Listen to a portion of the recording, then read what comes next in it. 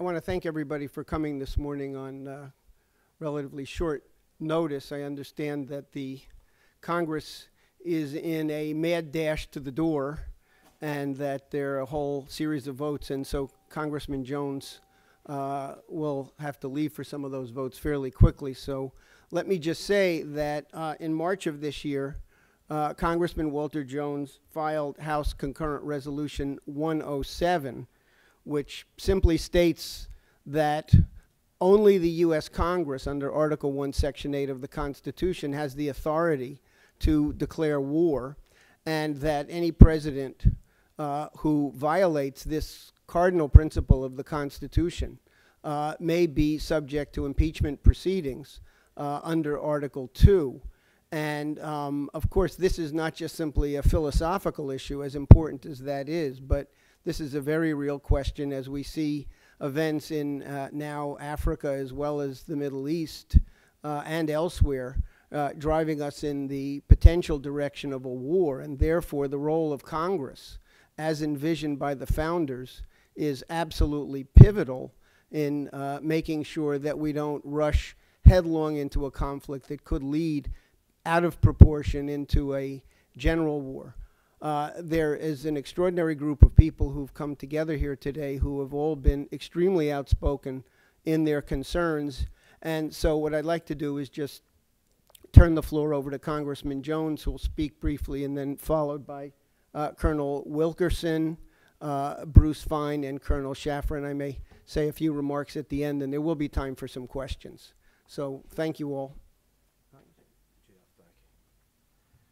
Jeff, thank you very much, and I will be brief because we do have votes in about 10 minutes, but my concern has always been, since we were misled with the intelligence to go into Iraq and all the number of young men and women who have been killed and lost limbs, that Congress needs to come back to what the Constitution says, and that is, if you're going to commit our young men and women to fight and die, you must declare war. Now, there are exceptions. Let's be fair about that. The exceptions being like 9/11, the president must have the authority to make immediate decisions. Hopefully he would consult, or she would consult with Congress at that point. I was one of 20 back in 1999 that went to the federal courts with Tom Campbell when President Clinton bypassed Congress and went in and bombed Kosovo.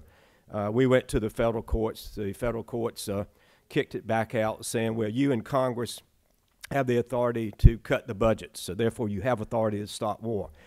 Well, then again, and when President Obama decided to go in and bomb Libya, that again brought it to my mind, well, here we go again. Here's an administration that has bypassed Congress, meaning bypassed the Constitution, which is more important than Congress, really. But the Constitution says that you will consult with Congress, you will ask for a declaration of war.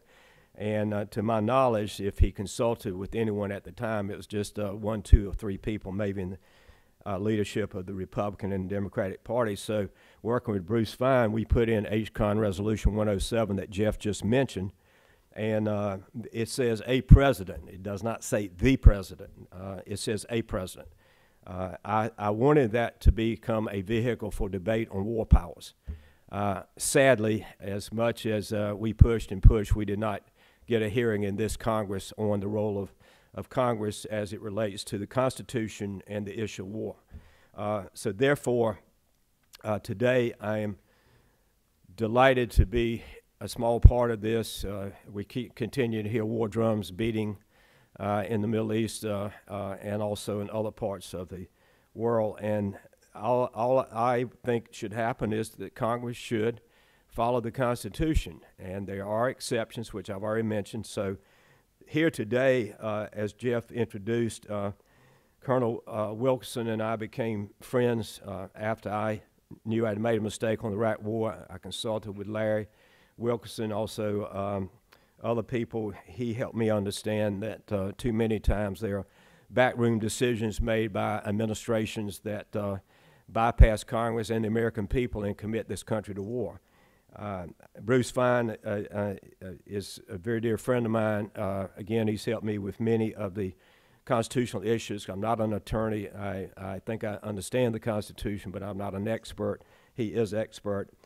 And Colonel Tony Schaefer is the kind of person that he believes integrity and intelligence. He believes that the truth has to guide the policy. So you've got some wonderful people to speak to you, and I'm delighted to be here, and I will continue, if I should get re-elected in November, I will continue to do my part in a very small way to ensure that a kid, an American boy or girl, does not have to give their life unless we follow the Constitution. So with that, thank you so much for giving me a chance to be here today, Jeff. Thank you.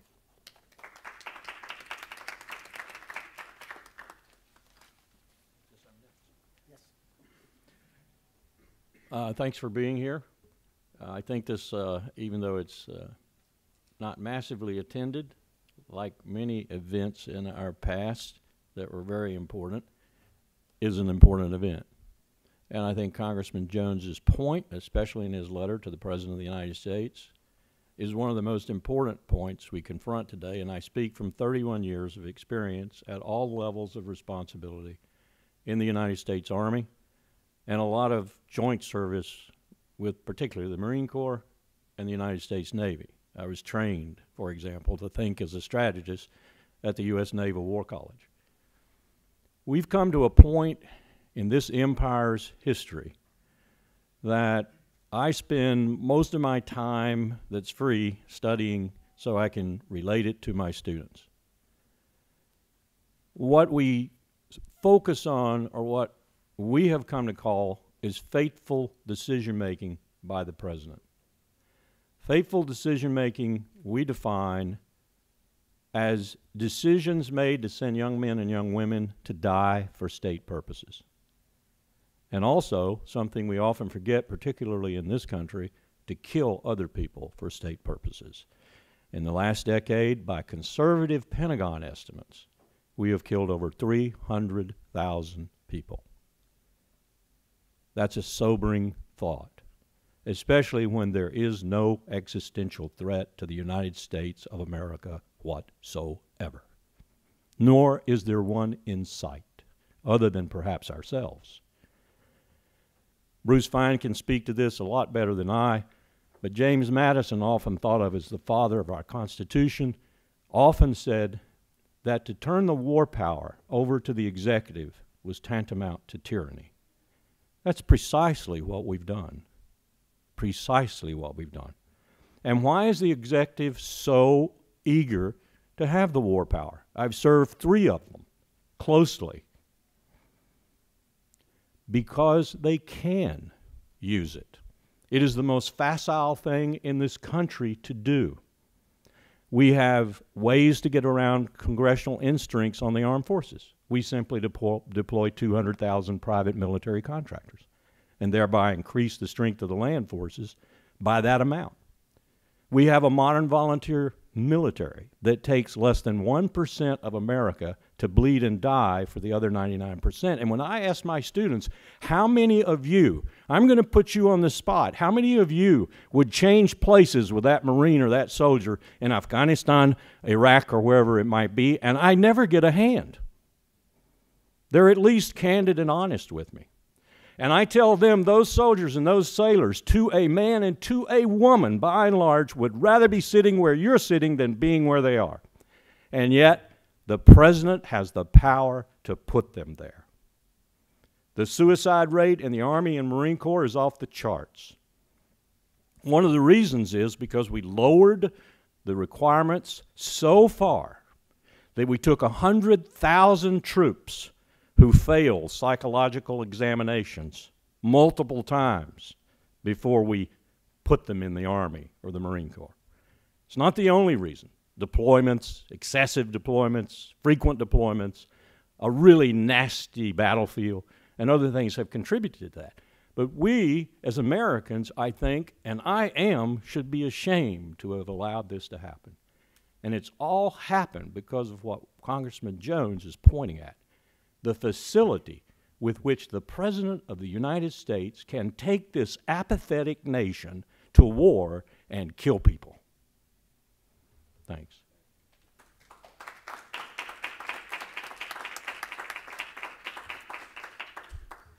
Thank you. I want to also pay homage to Congressman Walter Jones. He reminds me of an observation then President Andrew Jackson made when he was asked, what is a majority? He said, one man with courage. And with Walter Jones, we may have an ability to step back from the precipice. And I would like to pick up and amplify on what Colonel Wilkerson said. Those 300,000 killings are murder, because legal war makes what's customarily murder legal. But if you're not at war legally, those are homicides. And the reason why the Founding Fathers were so intent on having a very exacting standard to enter war is precisely because war is the law of the jungle. Cicero had said 2,000 years before, in times of war, the law is silent. Even the purported laws of war are regularly flouted with virtual impunity. And so the Founding Fathers drew on the history of all of mankind that showed the executive branch was the most inclined to enter war because they get the spending, the appointments, the glory, the footprints in the sands of time. I'm transforming the world. If you look at the history of all human species, it's the executive that invariably initiates the warfare. Sometimes it's for vendettas. I've been told that George W. Bush wanted revenge because of Saddam's effort to kill his father. Once Saddam was captured, he didn't care anymore. Those are exactly the reasons why every single founding father at the Constitutional Convention had said, we do not want any single person or any group of people to enable us to enter war. That ranged from the most liberal to the most conservative, like Alexander Hamilton, who was in favor of a muscular presidency. They all agreed that warfare was irreconcilable with freedom. The principles that are established to justify war, national security, migrate back into the domestic arena. And we've seen it just recently with the National Defense Authorization Act that empowers the president to detain any American citizen on his say-so alone if you provide substantial assistance to an associated force of a terrorist group. And when recently in the Southern District of New York, the United States was asked, what is substantial assistance in the suit brought by Chris Hedges? Oh, we don't know. What's an associated force? We don't know. We'll know it when we see it. That shows you the breadth of the authority that's authorized by the NDAA. That's a migration from the war power usurpation. And indeed, what's very ironic, when we were initially told, we need to fight in Afghanistan and Iraq 6,000, 8,000 miles away to prevent the battlefield from coming home. Those champions of the NDAA said, the battlefield's home. If we capture and detain anyone here, now they don't have any rights to a lawyer. They have no rights to due process. We're telling them that the battlefield here is in the United States. This was the Lindsey Grahams, the Mr. Liebermans, John McCain. Well, we were fighting 6,000, 8,000 miles away to prevent that. Now you've taken the battlefield here. And to even expand beyond that, the most recent disclosures in the New York Times, not at all refuted by the Obama administration, they take pride in it, shows that the president claims and exercises authority to survey every species individual on the planet. If he says you're in imminent danger to the United States, you get vaporized. Predator drone. Any judicial review? No. Any congressional review? No. Any disclosure of the profile of the intelligence that justifies the finding you're one of the terrorists we're going to vaporize? No. All secret. What we call a combination of legislative, executive, judicial power, plus being executioner, all in one man, which the Founding Fathers described in Federalist 47 as the very definition of tyranny. Now think of that. The whole reason we had the Declaration of Independence and fought the War of the American Revolution was what? To end the tyranny of King George III. And now we're practicing exactly what we revolted against some 225, 230 years ago. And where is the Congress? The invertebrate branch, other than Congressman Jones. And what's so stunning is that you don't need to do archaeological expeditions to find the evidence of the impeachable offense. It's in the front pages. It's openly confessed. Now, many suggest, oh, impeachment sounds like a coup d'etat. Like only banana republics do impeachment. At the Constitutional Convention, Ben Franklin said, no, impeachment is a substitute for assassination to rid yourselves of tyranny. It is a substitute for Brutus and Cassius plotting against Julius Caesar. So it is the civilized way in which we don't impose criminal punishment. It's simply ouster of office. We cannot trust you with the reins of power anymore. That's why it's my judgment, it really is quite obtuse to suggest, to think about impeachment as some kind of revolutionary idea. No, it's the first time to civilianize, to domesticate the kinds of convulsions that typically happen when you've got to change a regime from abuse of power. And what's very odd about the passivity of the Congress, the need for this particular resolution, is that virtually half of the Constitutional Convention, half of the ratification debates at the state level were devoted to the worry and anxiety about having standing armies. We don't want standing armies. In fact, in the Constitution, there's a limit of 2 years on any appropriations for the Defense Department, for the military, in order to force Congress every 2 years to return to the question, do we want a standing army? And that's also, there's a companion idea incorporated in the Second Amendment, the right to keep and bear arms in order to have a well-regulated militia. The reason why there was an obligation for all citizens to participate in the militia is to make a standing army superfluous. That was the idea. And now we have standing armies, $1 trillion national security expenditures, can't even audit the Pentagon to even know whether the spending was in the 2-year limitation period. And Congress sits quiescent. The most recent, most extravagant usurpation in the history of the entire United States was the Libya war. Open, notorious, we don't want to talk to Congress, we don't report to Congress. And then you have the astonishing testimony of the legal advisor of the State Department, Mr. Harold Koh, formerly a great critic of executive power when he was dean of Yale Law School, And then it's kind of like Dr. Jekyll and Mr. Hyde, but he didn't need a potion, He's there now, the legal advisor at the State Department. And he's testifying as to why Libya and the Tomahawk missiles, the bombings, not a conflict. It's not hostilities within the meaning of the War Powers Act. He says, well, our pilots are at such high altitudes, they're not in danger of being shot down. I said, oh, well, that's a nice analysis. So if we used ICBMs with nuclear warheads to kill and destroy every living, breathing thing in Libya, and we shot the missiles from the United States, no hostilities, right? No war. Our people aren't in danger. You could blow up the whole world, kill 1.5 billion Japanese, no warfare. I mean, is that Orwellian or not? This is the Ministry of Peace and the Ministry of War flipping. And instead of being insulted, the Congress accepts that. Congress accepts that. And before I conclude, I want to explain as well why these simply are not academic ideas that we need to worry about because the rule of law generally becomes inflamed in tatters if it's not complied with scrupulously everywhere. But the consequences of endowing the president with unilateral authority to commence war is disaster, because the presidents go in and fight without even being able to define what victory is. Isn't it truly criminal that we have those brave men and women that Colonel Wilkerson mentioned dying in Afghanistan, and the president and Mr. Holbrooke before his death can't even define victory? They say it's like obscenity. We'll know it when we see it. You're letting people die for something that amorphous, that elusive, that intangible. You don't even know why you're fighting. It's fighting for the sake of fighting. And what are the consequences? Afghanistan, $1 trillion, $350 million a day.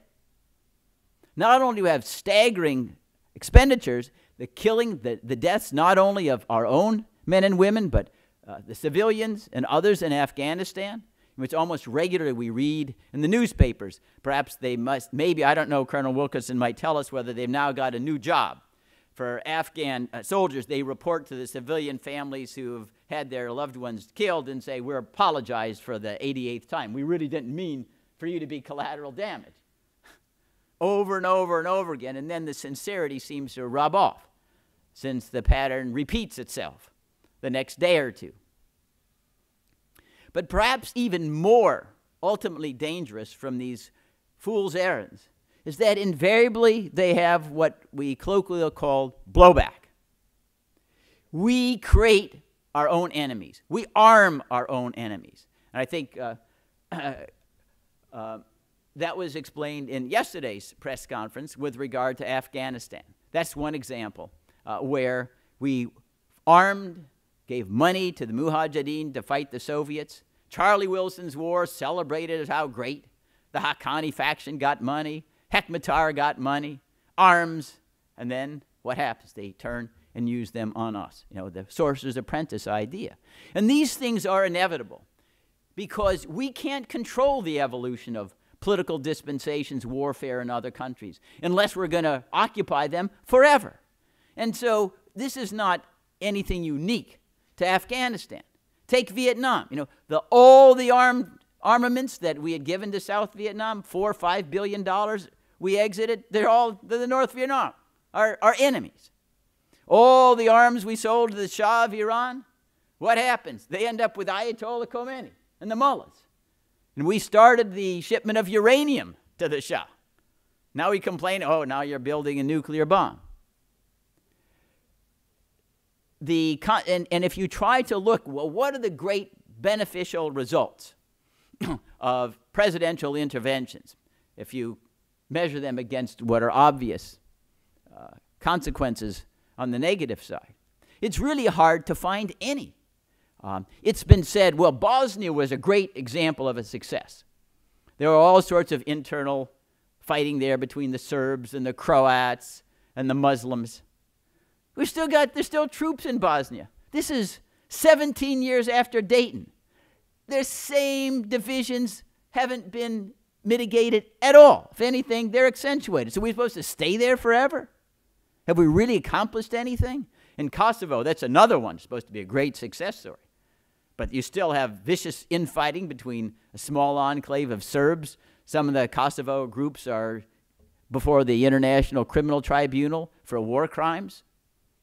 Have we really accomplished anything that certainly is relevant to the national security of the United States? And I want to close with the example of Libya.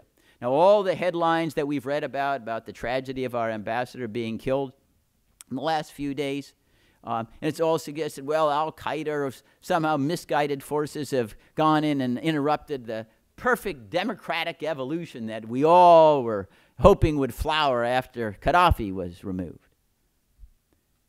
But that's not true. I mean, the reason why I was killed precisely because of our intervention. We set the stage for a country that now is semi-anarchic, like Somalia. We destroyed the entire social, cultural infrastructure that at least had some solidity under Gaddafi, and we had no responsibility for. We go in, destroy everything, and then we can't understand why by spontaneous combustion a new country didn't emerge that loves the United States, and you find George Washingtons and James Madisons everywhere. I mean, that's really, it's hallucinogenic is what it is. It's this naive belief that you can take cultures that are very, very primitive political cultures. They're tribal, ethnic cultures. We don't have to necessarily deride or degrade them, but they are outside our ability to turn into democracy, even if that was our role in the world, was to make everyone a carbon copy, a clone of the United States, which it isn't. And the result, what we see, is come back and harms the United States. And again, what is so amazing is we don't have any congressional hearings saying, well, let's make an assessment of what the intervention was about. How come 17 years after the Dayton Accords, there are no congressional hearings saying, was this really worth it? What have we accomplished? Where are we in Kosovo? Nothing. I mean, even now is the time for John Kerry to hold some hearings, again, on Vietnam. Why are we pledging to defend Vietnam against China in the South China Sea? You know, we fought. We have a Vietnam War memorial. This was our enemy, the dominoes. Does that suggest there was some errant thinking and maybe we need to be more suspicious of what the executive tells us is the national security imperative? And finally, to me, it almost is an obscenity that we have presidents suggesting that they can go to war without consulting Congress, getting authorization, if they talk to the UN Security Council, the Arab League, Mr. Netanyahu, AIPAC, you know. All these institutions have no accountability to the American people, and that's who he consults? That's who he consults? You know, Congress in that scenario looks like an extra in a Cecil B. DeMille extravaganza. Thanks.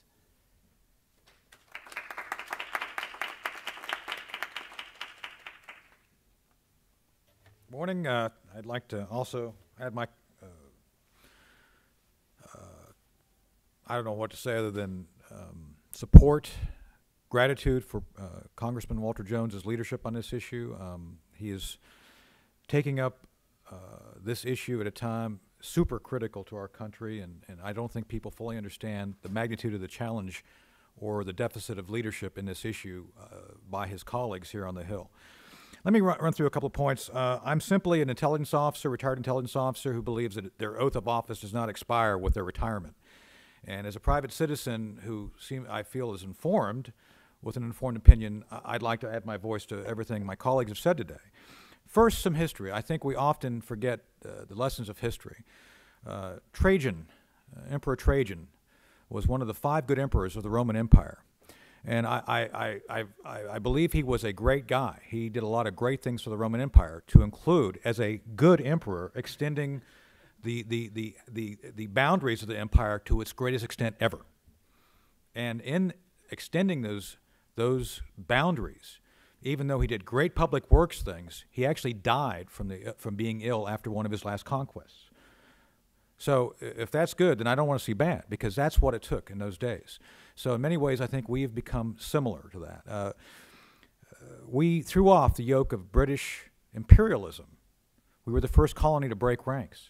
And yet we have, in many ways, become that which we threw off. And I think this is something we have to consider in the larger context of everything we do.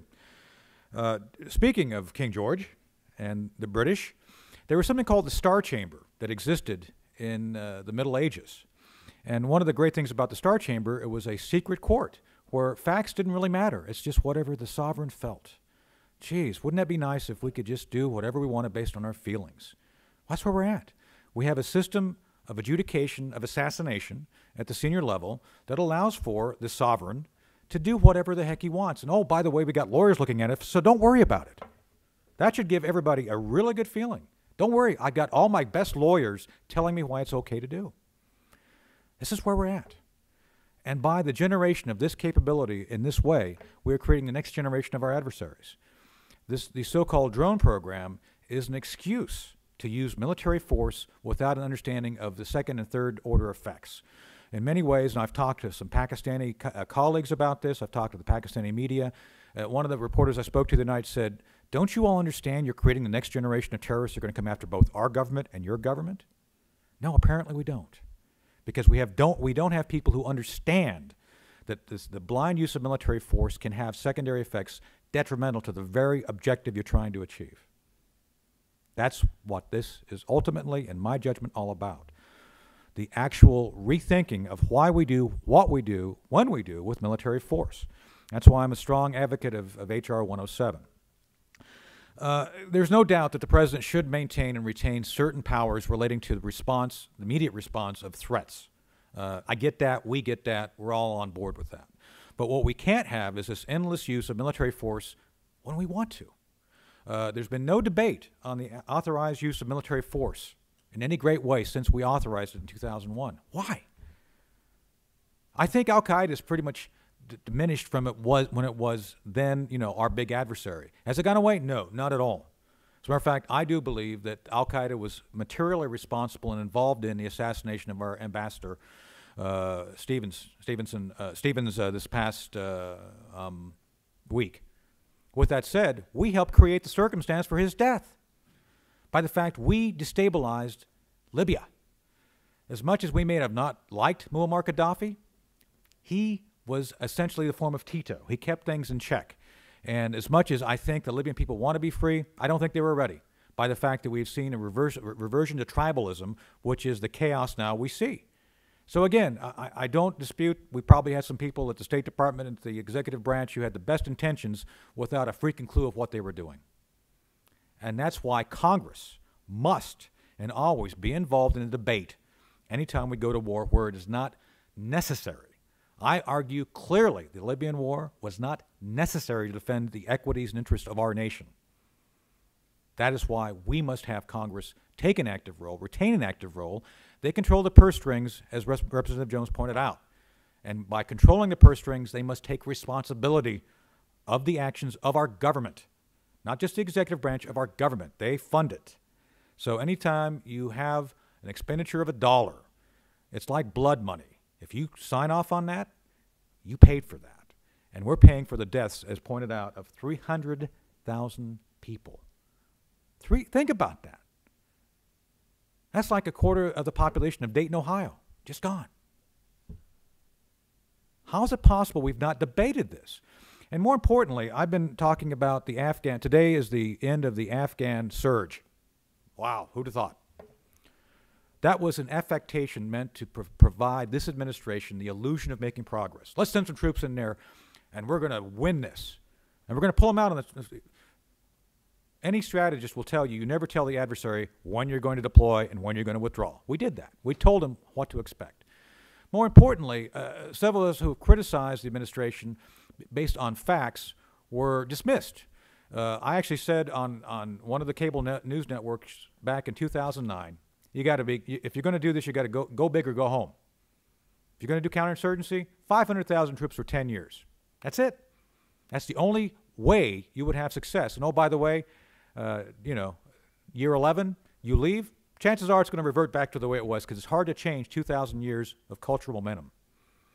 So we have not had the time to look at root causes because simply we have been trying to use a military solution to issues which, as my colleague Bruce pointed out, some of these cultural disputes go back 2,000, 3,000 years. And you're not going to change it over two using military force. So again, why didn't we have debate on this? Why haven't we looked at this for both, as it makes sense in the American interest to do what we're doing, and frankly, why don't we actually work to try to understand the root causes of the conflicts if we're going to do anything at all? I'm not, this is where there may be some daylight between my colleagues and I. I'm not saying we should sit back and do nothing. I am actually an advocate for special operations and doing things. But again, I would argue we didn't have to do Iraq as an invasion. We could have done other things. We don't have to do a lot of things we do expensively. We can do it much simpler. But again, with oversight.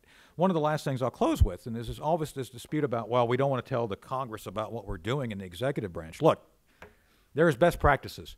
I don't want to hear, because the fact is this. I ran operations under the Clinton White House that are still secret, and they were briefed every year to Congress by law. So anytime I hear the executive branch said, oh, you know, we talked over there, it's going to be leaked. No, wrong answer. Some things I think are purposely briefed in such a way to have them leak, to see it kind of float the ball, to see how things will fly with the American people. But I can tell you there are processes in place to keep things completely secret. So that argument does not wash. That's why the Congress must be involved in debate. So as we move out today, as we all go back to our lives, I think it's important to understand how important H.R. 107 is. Not simply because it is something we're saying that if it's passed will have an impeachment potential for the president. It's more important that we use this to bring ourselves back to a point of sanity, a point of understanding, the need for debate, the need to have a reconciliation of our country's actions with our intent, with what we were founded on, with our founding fathers, because there's a huge amount of daylight there between what we are today and what our founding fathers intended us to be. Thank you.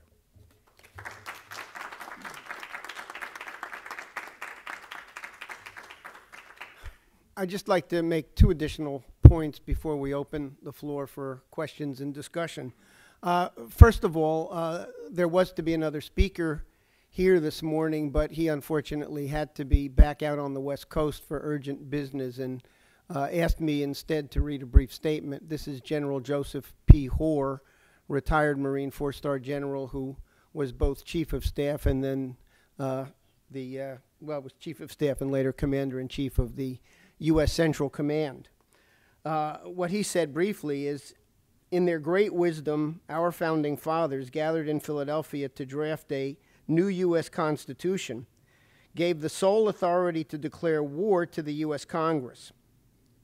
Having just waged a successful revolution to free themselves from the British monarchy, our founders understood that it was essential to secure a representative form of Republican self-government, that the power to declare war must be in the hands of the Congress and not in the executive branch.